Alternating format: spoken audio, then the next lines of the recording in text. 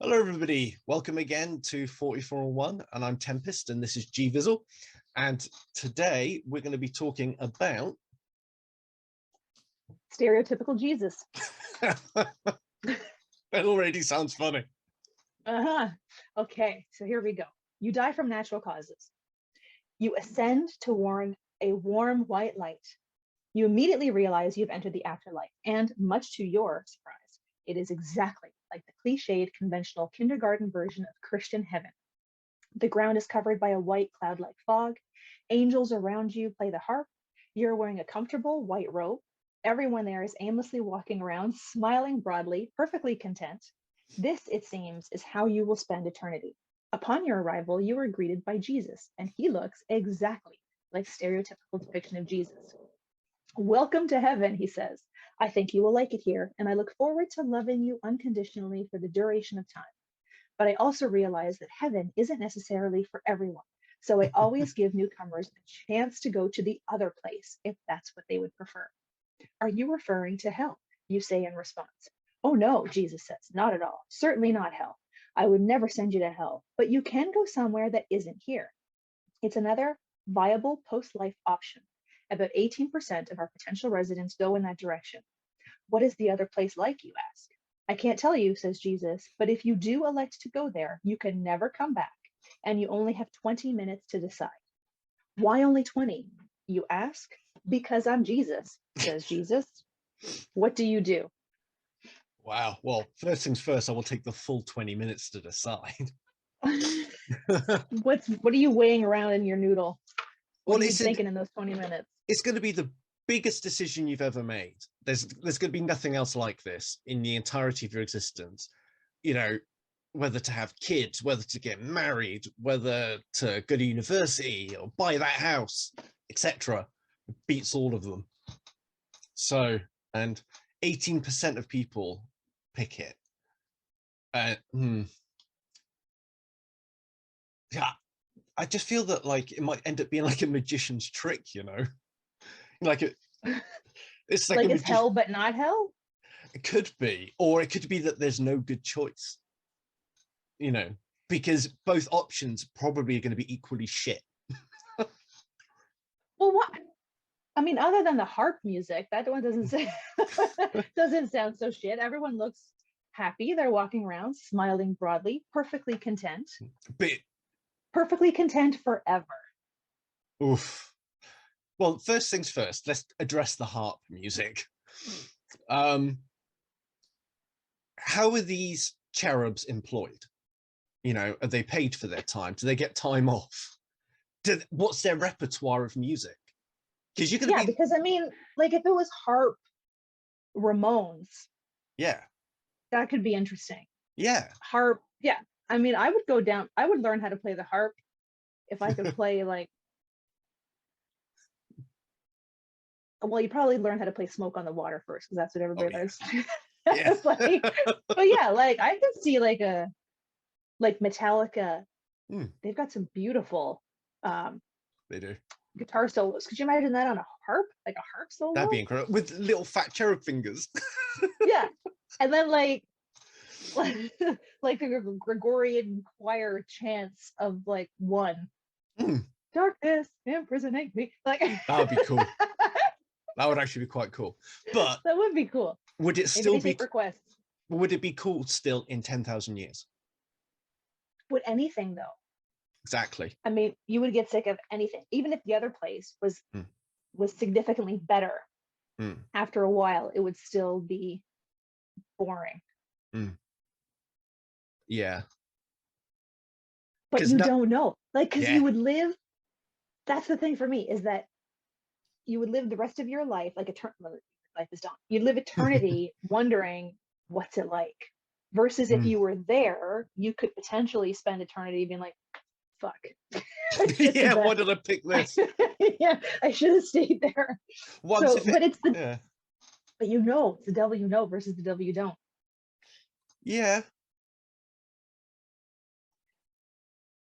It's such an interesting question, actually, because the only thing Let's also think of the crowd. Oh, no, you go ahead. Oh, no, I was going to say, like, if we look at what we know about this heaven, that it's the stereotypical representation. Mhm. And a lot of world religions have a similar heaven.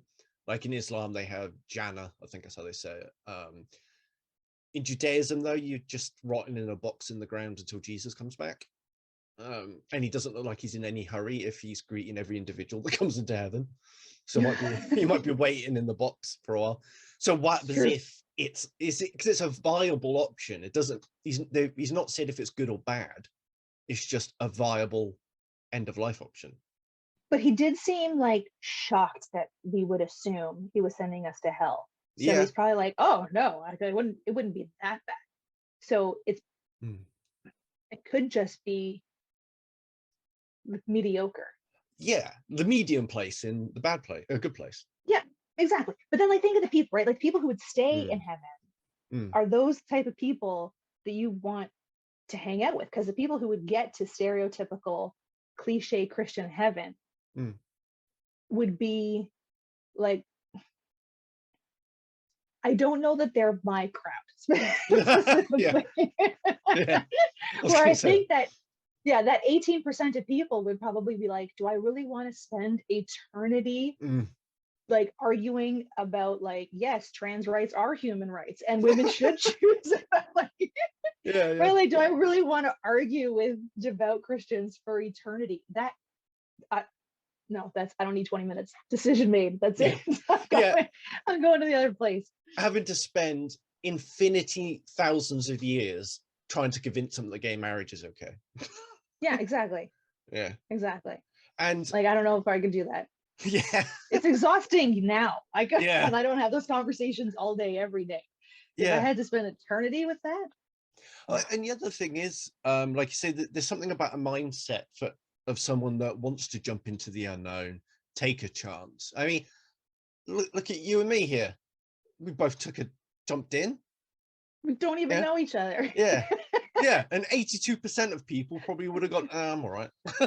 Yeah, it's fine here. Get used to harp music. I'll just find a clique, right? It would probably end up being more like high school, where you'd find people would like hang out on different clouds. Like, oh, that's the stoner cloud. And then that's the jock cloud over there. So you'd probably find like-minded individuals. But it'd be hard trying to find them, because it's hard trying to find them at school anyway. You know, that's true. And like heaven would be big. Yeah. And there would be a lot of people there. Yeah. And if you just think like about, just using us as an example of how we came to know each other and actually found out we clicked, it was all just statistical chance on an algorithm. And you know, there were so many other people that I could have approached to do that interview that day, and there was a multitude of your responses. So in order to find somebody you're actually aligned with in that way, it's just an incredibly chance thing to do. And then trying to do that with how many billions of people have ever lived on Earth, and you're trying to find your clique. But you have eternity to do it. Yeah, that's true. Yeah. So part of the fun could be trying to find them. It could be, but then you'd also wonder, like, I'd be curious. I think it's just that insatiable curiosity, right? I would be so curious about what the other place is. Same. Even if I could never come back, at least I would know. Like I'm that kid that if someone said don't touch the oven because it's hot, I'd be like, really? Because I needed to experience it. So I would need to know. And I would think that 18% would be other people with insatiable curiosity who would want to know. And I think that could be really interesting. And then it wouldn't be as crowded. I don't like crowds. So yeah, I was thinking that too. Yeah. 18% of all humans is better than 82%.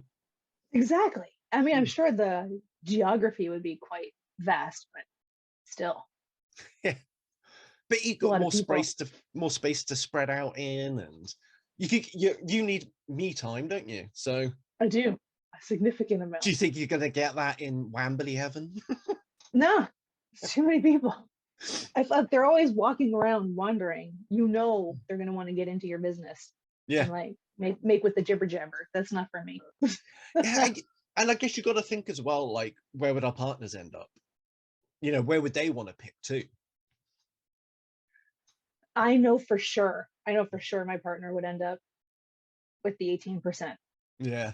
Yeah, like I think as soon as he got there and saw the harps and he'd be like, no, thank you. Yeah, exactly. I wonder because I mean, it says much to our surprise we end up there. So Yeah. I imagine a ton of other people would be surprised as well. So like, Mm.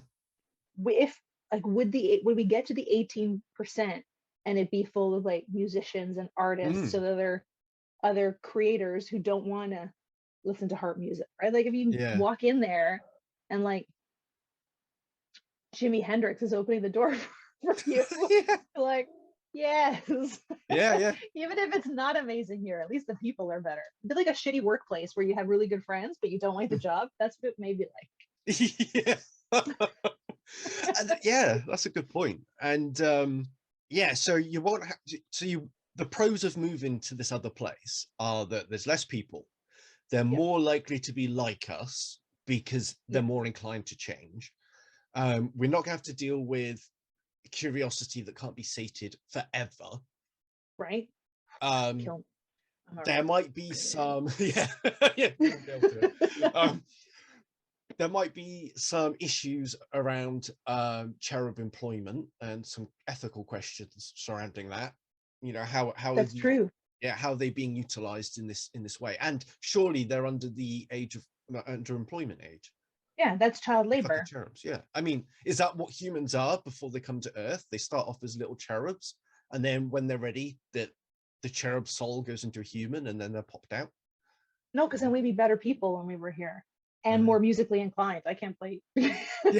I can't. I don't have any musical talent.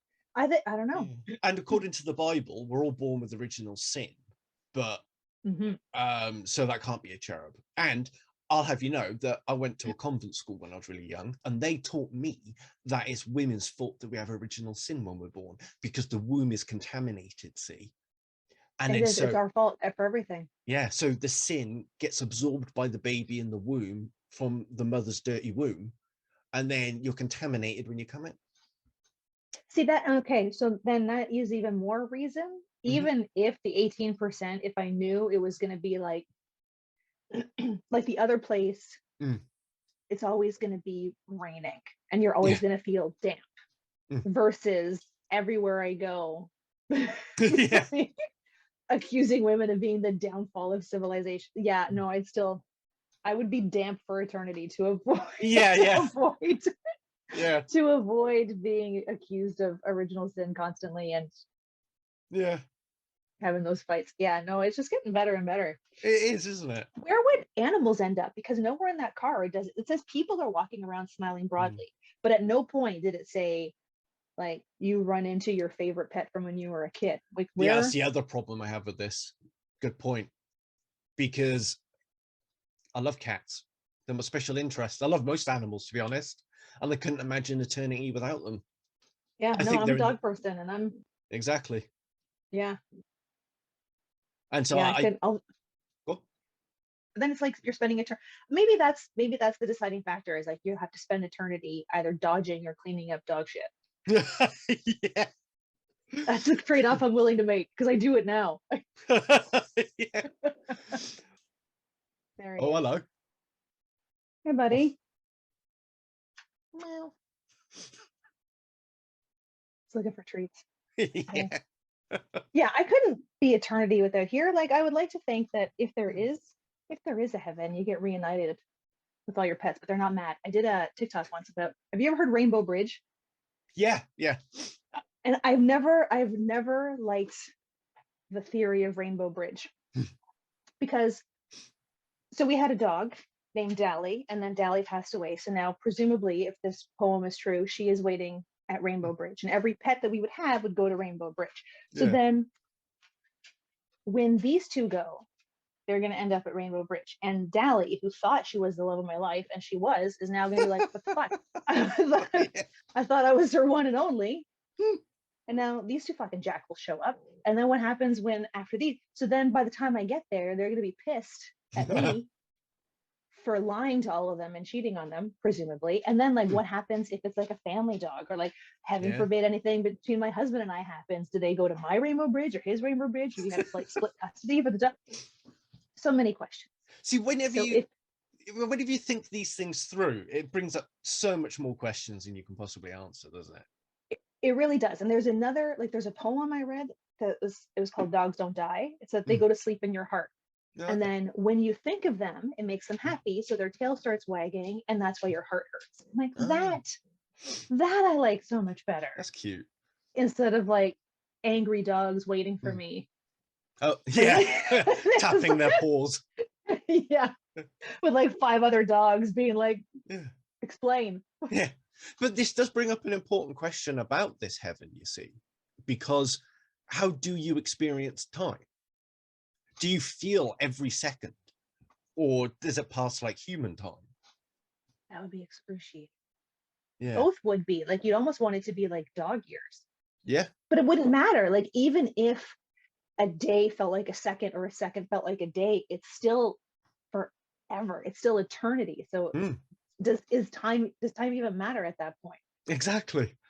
You know, because there are different cultures on Earth who experience time differently. So with the Australian Aborigines, they don't cope very well with, say, prison, for example, because they perceive whatever time they're in just to be the way things are. And so if they're put into a situation, they find it, or they tend to find it quite hard to understand prison sentences. So if they say they get 5 years in prison, they're more prone to mental illness because they think they're in prison forever. Like, they don't understand, Oh they wow. can't conceive of 5 years because that's just not how they've lived. I kind of feel like I can't conceive of eternity. Like Yeah. that whole concept of it Mm, is like, no matter how amazing mm, anything was, mm. it would get boring. And no Yeah. matter how terrible something was, you would eventually get used to it. Mm, So it would just be commonplace. Like, you mentioned The Good Place earlier, where like when they yeah. actually got to The Good Place, everybody was just like, meh. Yeah. Like, Bland. because there was nowhere else to go, Mm, that it would just, like, eventually you just start like punching cherubs and being like, stop playing that song. yeah. I've heard it a million times. Because would your knowledge of what's happening on Earth continue? Exactly. That's another Or thing. would, because whoever the harp player is, Yeah. their like musical repertoire would only cover potentially their lifespan. Yeah. So if they died in Mm. like the 1300s, what kind of music are we listening Yeah. to Oh shit. now? And it's not like if I showed up, I'd be like, all right, let me give you the sheet music Yeah. for, for the Clash's London Calling album. Like you wouldn't be Yeah. able to, I don't know, and everybody would be in different. Would people progress mentally while they were there, or Exactly. intellectually, emotionally, or would they Mm. just be stuck in where they were? Oh, such a good point. Because like, would you Be- constantly have like a bunch of people still trying to figure out like how the wheel works, or yeah. Oh fuck. Or is it only ever since the birth of Christianity or Judeo-Christianity that oh, it's only those that's a people good that are point. there? No, that's a good point, because that's a Yeah. much smaller window. And a second ago, you brought up a really good point that it's kind of linked to something I was going to lead into, which was about, do you progress as a person or a soul, or do you live with the status quo? Because humans who are content or happy, we don't change because our system isn't tested. We're not challenged in any way. We only really experience growth if our bad things happen to us. And then there's a chance for us to adapt, change our ways, and then move on from it, and then we become better people in the future. Well, it's the hope anyway. And but like, but you know, that's that point you brought up is probably one of the most important bits for me. Is if I'm going to be living in contentment forever and ever and ever and ever, like, I can't put into words how fucking boring that will be. You need to I have some think you're adversity.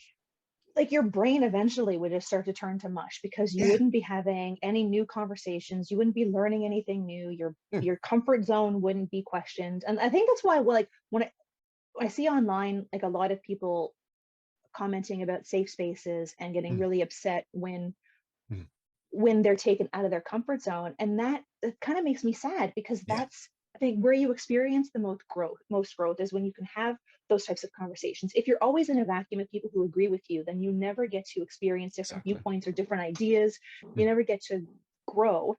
mm.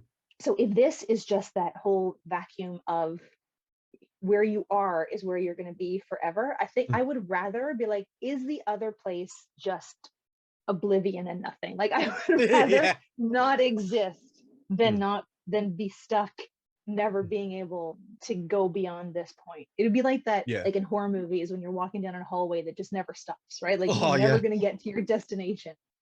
Yeah. If there is an opportunity for growth, Mm. then does that mean that there is a chance that you could take Mm. those super devout, kind of misogynist, racist, homophobic, transphobic people and event, like if you work on them long enough, Yeah. for a millennia, could you Mm. finally get them to be like, okay, yes, Mm. trans women are women, like could you Yeah. get them to that point? Because that would almost be Mm. rewarding enough in and of itself to be able to be like, I've changed hearts and minds, so I've made Mm. eternity a less hostile environment. Yeah. Joe, that would be an interesting aspect to it. I mean, this I would still. I think I'm definitely leaning more towards taking the chance and going to the unknown place, Yeah, me and too. to be given the time that we could really discuss issues in a nuanced way. Because you can't even do that, in the modern world. Like, just for example, like saying the slogan "trans women are women," but like you'd have the time to get into that. Like, what does that mean? What do we mean by a trans woman? What do we mean by woman? And when does one stop being one thing and become another thing? And then you can, and how would you, how should a society handle that? And, you know, can people go into spaces that already exist, or do we need to create new spaces and all of that? And because I find that with a lot of things in the modern day, we don't actually get to have those interesting parts of the discussion because everything is so tribalistic. It's true, and everything's so, there's such a time limit around things, right? Like, Yeah. if you're on TikTok, you've got 3 or 5 minutes. If you're on YouTube, yeah, you can extend it a little bit longer, but people have short attention spans and they lose interest Yeah. easily. So, and then because if you can turn it off as soon as you hear something that doesn't align with your own belief structure, it's just so easy to like, just show me some cat videos again, Yeah. instead of being stuck in it. And if you're stuck in it, I mean, if I'm tenacious, so if I had that person that kept walking away, I would just follow them for eternity. I would be their afterlife stalker. I'd be like, no, let's talk about this. Yeah, let's just have it out. Let's just Yeah, get it out there. we got nothing but time. Let's do it. Yeah.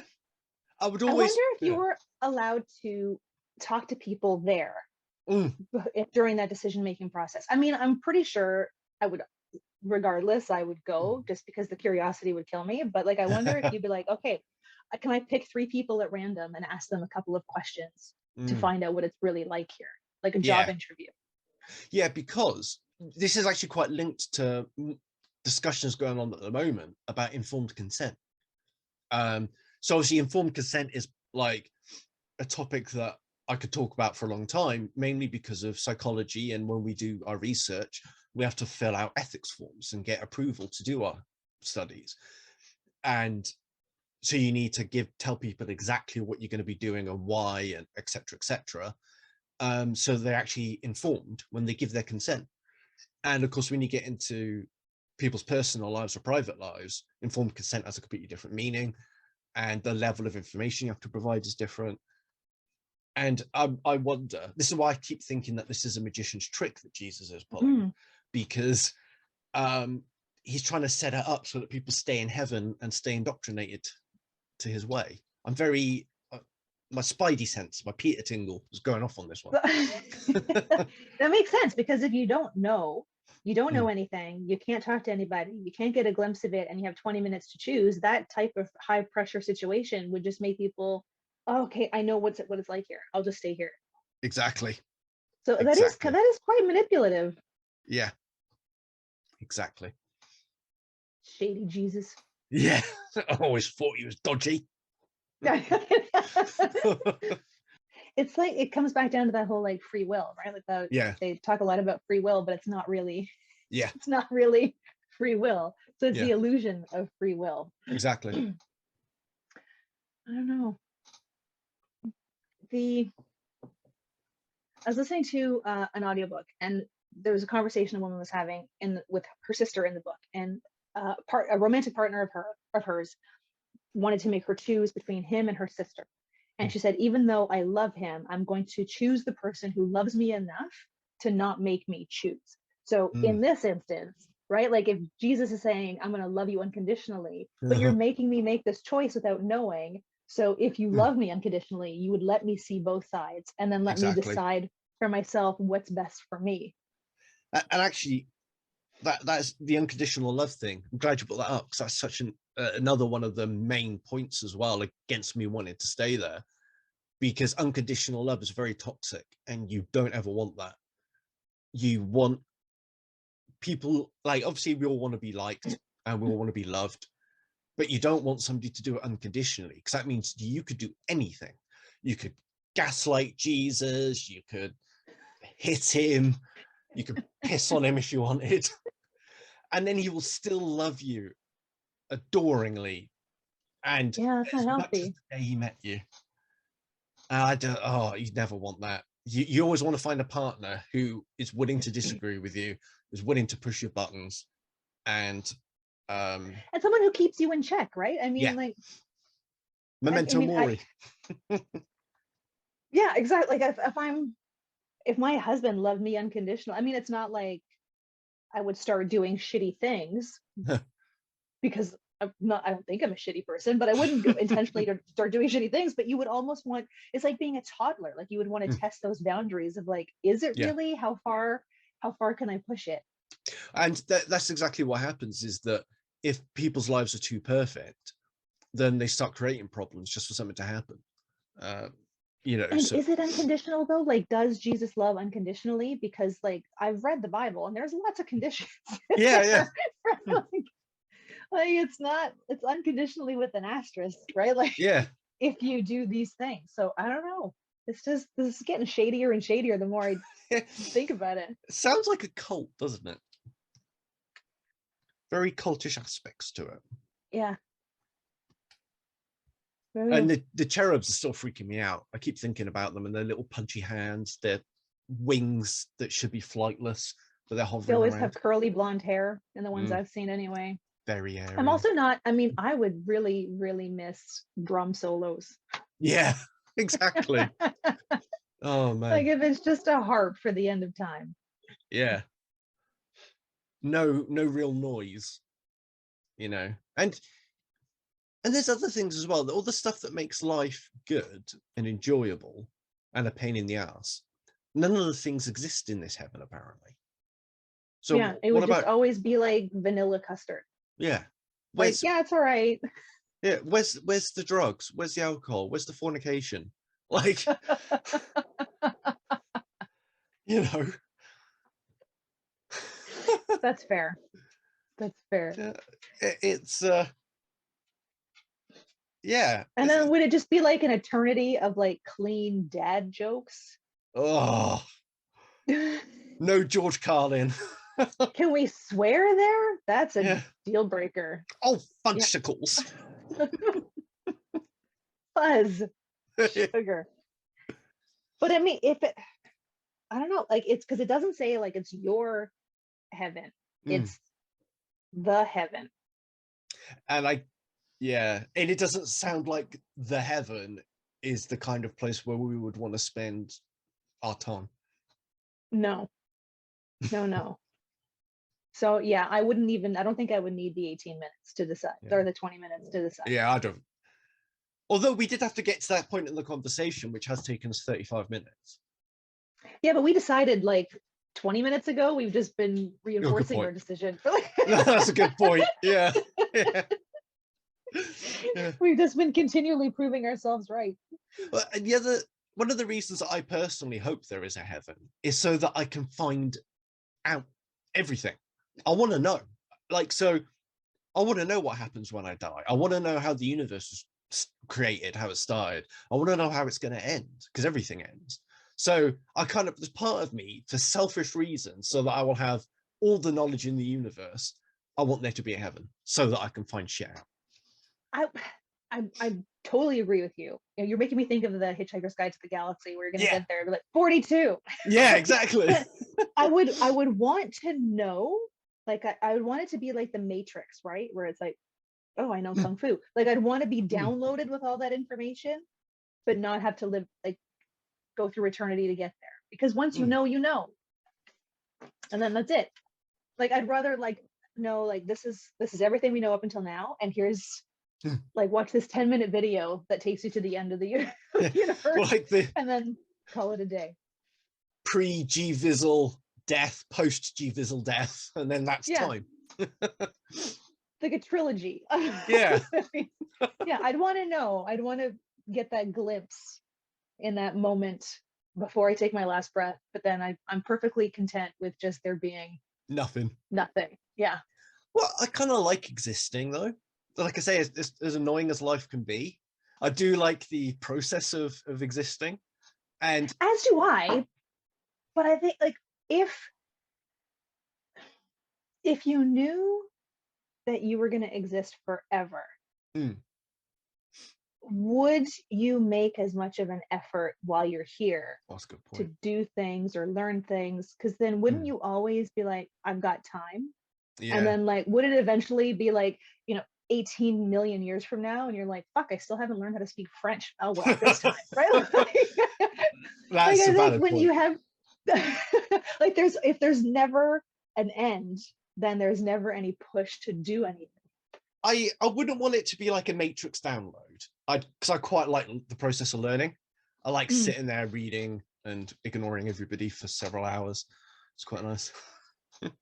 Would you want if you had the option between eternity or like 1,000 years, would you still opt for eternity, or would you try to negotiate a certain amount of time?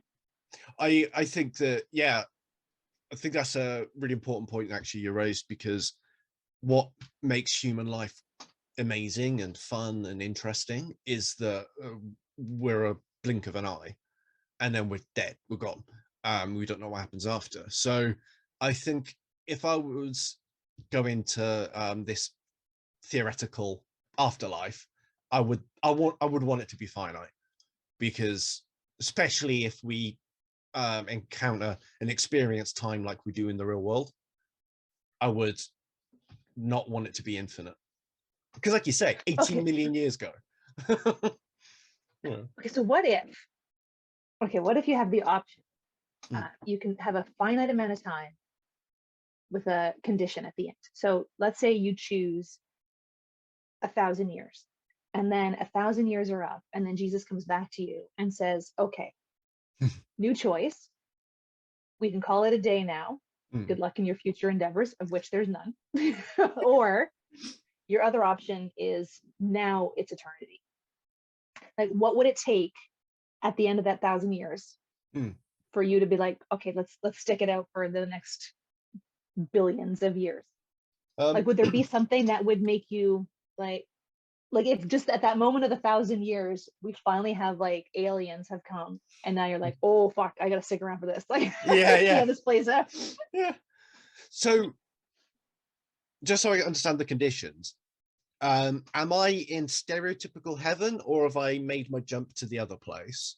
And can I switch to the other one at the end of 1,000? I didn't think the question through that thoroughly. Thank you for bringing those up. Okay, so wherever you have stayed, you have the option. If you choose the eternity option, it's in the other place. Okay. Oh, it's in the opposite place to the one that you picked. Yeah, so if you chose stereotypical heaven, at the end of the 1,000 years, you have the option of it's over, or you spend eternity at the other place, and vice versa. Right? That's really hard. Because so if that's what was going to happen, I would definitely pick the other place in the first instance. I would go straight to non-stereotypical heaven, because it's like, if it sucks, I have 1,000 years. Right? Okay, true. Yeah. But what if it was amazing? Oh. But then you can call it, but then you can just choose to end it. So like that's, then it's over, or it's eternity with cherubs. Fuck. Oh, that's a really good point. That's even harder as a question. There's so much more variables now. What do you think you might do? I think I might just do the 1,000. I'm like, I know, like, I've had a lot of Christian friends, and the first thing they ask me when they find out that I don't have any religious belief is like, what's going to happen to you after you die? Like, that's the very first question. And so now, knowing what would happen and knowing that there's that end in sight, like, I think I would make the most of that 1,000 years, because then I could like unequivocally say, I know what's going to happen and this is it. Whereas if it's eternity, then you never know what happens, because eternity is eternity. Like, it'll just be the same shit every single day. I don't know if that made sense. I was working through that answer in my head and it didn't come together as cohesively as I wanted it to. But yeah, I know, I think I would still stick to 1,000 years. I think there's something comforting in closing the chapter on something, right? Like when you've read a really good book and it ends well and you close it, I like that versus, and you're satisfied. This fucking book just keeps going. Right? Yeah. Like, it's one of those TV shows that just never ends. Like, I used to watch Supernatural. They should have ended at season 5. They kept going. And then by the end, it was like, can we just end this now? I wouldn't want to get to that place. There's comfort in knowing there's an end. Yeah. Like Walking Dead, 11 seasons. I'm over it. When did you stop watching? I'm still, every season I fight with myself. I watch 2 episodes and I'm like, this is bullshit, I'm gonna wrap it up. And then I watch the next one and the next one. I didn't care for the first spinoff, Fear the Walking Dead. I thought the family was terrible. I wanted them all to die. Yeah, I just didn't care for the characters. Like in the first episode, I was like, fuck, I hope the zombies win. And we just and then there was another one they did that I was like, I'm not this invested anymore. New World Order. To be, yes, that was like, I wasn't that invested. And now there's going to be another one with Daryl and Carol, which is their own spinoff. And I've said this before, if they don't make it a buddy comedy, yeah, that would be amazing. They've been in this world now for what, 15 years-ish, right? Because Judith is now like 8 or 9 or whatever. So they've been dealing with zombies for 15 years. Like, at some point it stops being scary, right? Like, we're talking about the eternity, infinity. Like, at some point you're like, this is our everyday. Let's start finding the humor in the zombie apocalypse. Exactly. So yeah, they need to make it a buddy comedy. But I think like that shows a perfect example of it. It's like every day they're surprised that they're zombies. It's like, really? Yeah. For 15 years. Like, I think you're exactly right. That's what heaven would feel like. You know, and every day is the same. And if we struggle as it is with watching one show for 11 years, and we struggle with that level of monotony, imagine what every single aspect of your life is going to be like. You know, you might not even have to pee or shit, because if you're not a human being anymore, that's true, you're not alive. So your regular bodily functions would kind of cease to be. So you wouldn't even have that, like, there wouldn't even be that excitement in a day of like, oh, I have to pee, I have to find a bathroom. Like, there wouldn't even exactly. There'd be that no urgency. Like, you wouldn't, I don't know, you wouldn't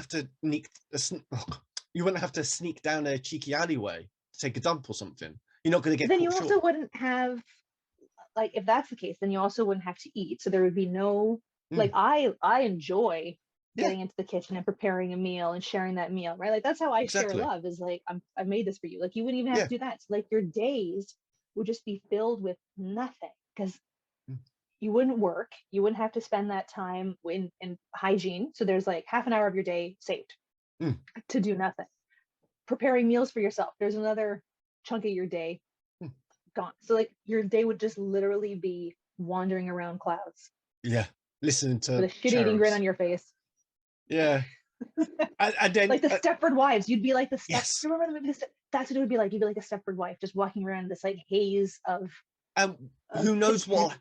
If you don't conform, who knows what happens to you? We've seen how bad it is in the West right now. If people don't conform, there's no discussion. You're cancelled.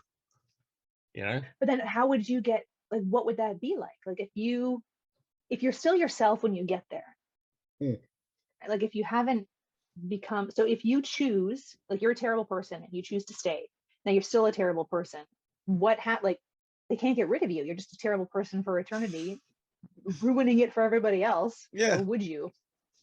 Because if they had their heaven, like, I don't You know. might not be able to. Like, I imagine God would just censor you, or Jesus would. Like, it would be like Facebook. You wouldn't exist anymore. You know, or You're banned for 3 days for hate speech. yeah, your content would be suppressed. People just see you talking, but they won't be able to hear it. Your video's muted. I can't. Yeah, exactly. And this is the thing, right? So if we're assuming then that like you can't eat for body fuel. Like you might be able to eat for pleasure, but you're not going to pee or shit. Yeah. You might not actually need to sleep then. So it's not just being awake. It's True. every single day is just going to be just a block of just awakeness and contentment. Like you wouldn't even know what day it is anymore. Is it day? Is it night? What time? Like, yeah, because it would just, yeah, no, that sounds terrible. Actually, that sounds awful. exactly. Like I would like, I think it would be amazing if like you opened that door to the other place, and then you're just like back on Earth with all its problems and all its everything else, and you're like, whew, that's like, better. go for that. Like, yeah, like it may not be perfect, but you know how to navigate through it, where I would not know how to navigate through 24 hours of nothing. Like eventually you would just lie down and never get back up. Yeah. That would be it. And that's probably why all these people are just grinning like that.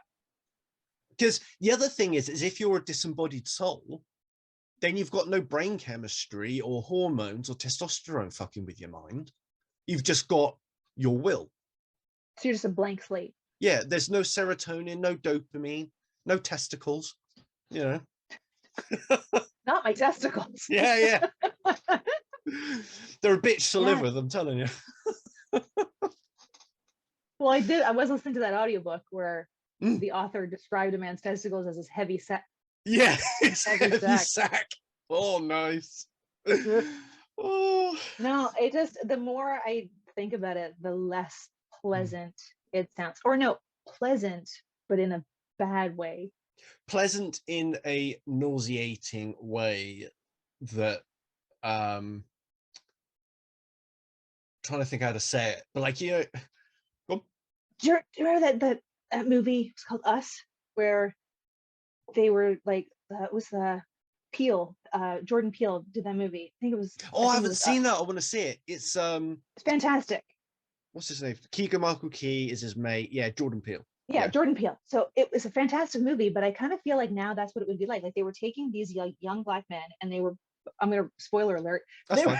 I know it. They were okay. So you know the premise of it, right? Like they were infusing this like crotchety old body into this young virile man, and you can see that they were trapped in it. Like that's almost what it would be like. Like you know that there's more, but you're trapped behind this veneer of pleasantness and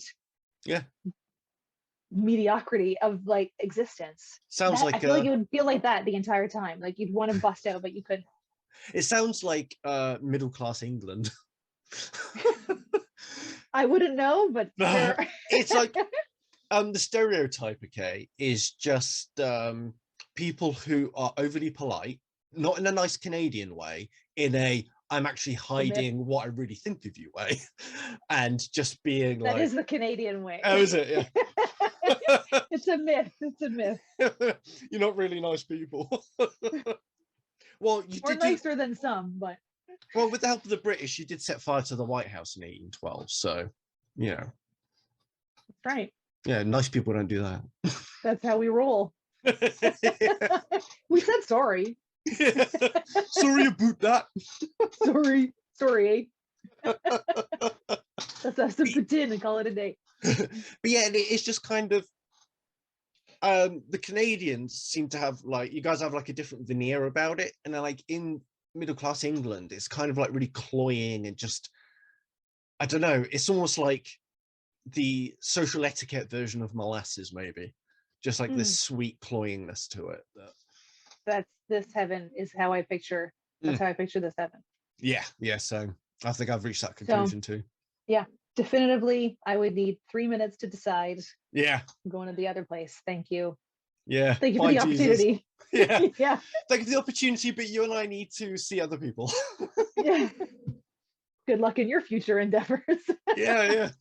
Good luck Stockholm syndroming billions of people. right? Because that's There what would it sounds be like they're doing. billions of people. Mm. That Yeah. would, I mean, if it's heaven, like space heaven, you ascend above the clouds. I mean, space is infinite, so there's lots of space, I would imagine. Maybe crowds wouldn't be an issue. But it could be like in a different dimensional realm or something. It could be like all of those souls. Maybe they only get like an acre each of free space. An acre's a lot of space. That's a decent amount of space. I know, but not for an eternity though. You're going to need to move around, and That's true. like you think within 5 years you're going to know each individual blade of grass on a first name basis. So Maybe there's like celestial real estate where no, well there already like, is the metaverse. okay, so then you could, Yeah, if we take that, then you could be like, oh, I like your spot. Why don't we swap for the yeah, next 1,000 years? And then you just kind of swap place. I mean, it's not like you'd have to pack up any shit, right? true. You'd just be still Just wearing like the the same white metaverse. robe. You just be like, all right, let's just go over there now. I sit here now. So is this what happened? What's happened then is that Mark Zuckerberg has actually created heaven on earth with the metaverse and NFTs, and that's what we've got to look forward to. I hope not. Because aren't souls basically the ultimate non-fungible tokens?